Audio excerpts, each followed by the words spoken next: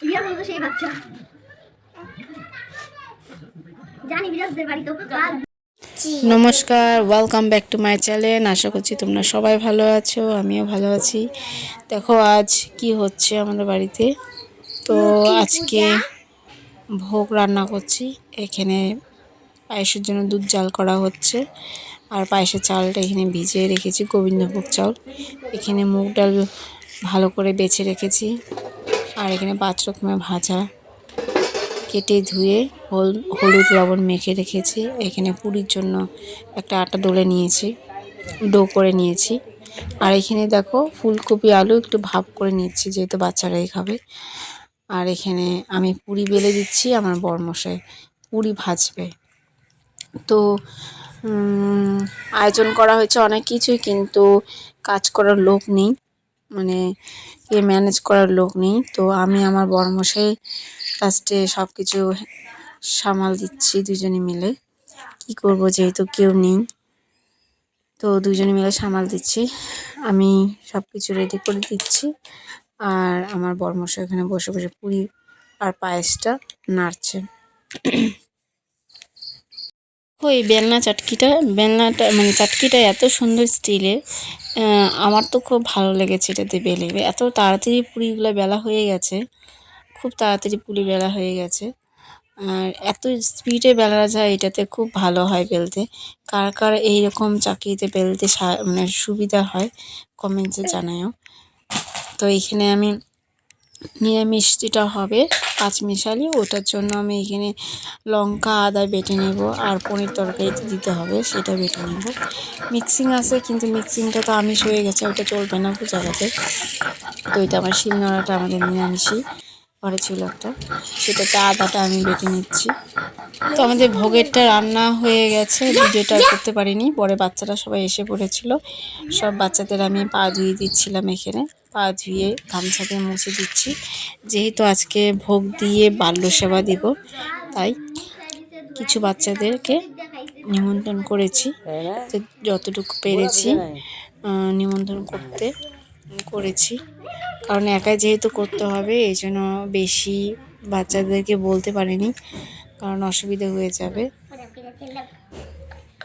বাচ্চাদেরকে বলে ওরা এসছে, ওদেরকে আমি করে পা ধুয়ে দিচ্ছি, পা মুছে দিচ্ছি। আর দেখুন ওরা আমাকে প্রণাম করছে, এটা দেখে আমার ভীষণ খারাপ লেগেছিলো পরে, যে ওরা আমাকে প্রণাম করছে। প্রণাম করতে গেল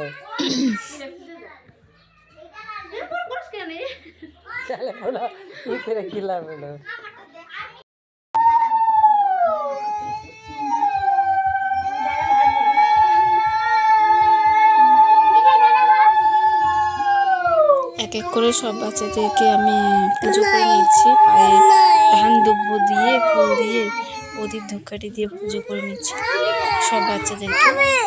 আর কিছু বাচ্চা পরে এসেছিল, তাদেরকে বসিয়ে দিয়েছি।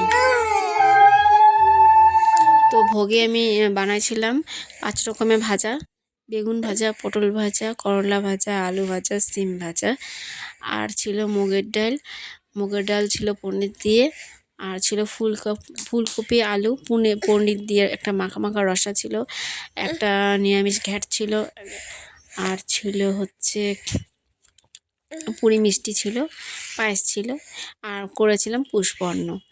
তো এখানে আমাদের সব কিছু ভোগ তৈরি হওয়ার পর ভগবানকে দিয়েছিলাম। ভগবান পুজো করে তারপর বাচ্চাদের আসছিল, বাচ্চাদেরকে অল্প দুটো খাওয়া, ওটা নিয়ে নেবো। পুষ্পান্ন আছে অন্ন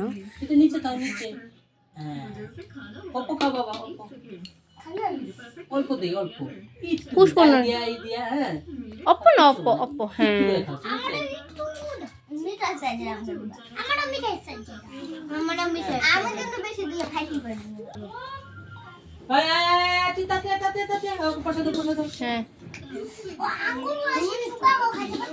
আচ্ছা ঠিক আছে,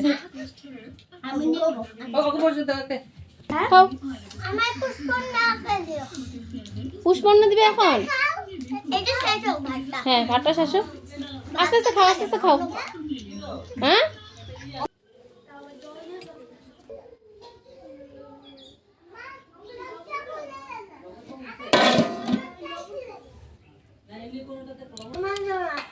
কেন এই পনির তরকারি নেই? এটা দিয়ে এটা মিক্সড করে খাওয়া ভালো লাগবে। এটা কি মন চিংড়ি এগুলা? এগুলো দিয়ে ট্যাংসা কম না।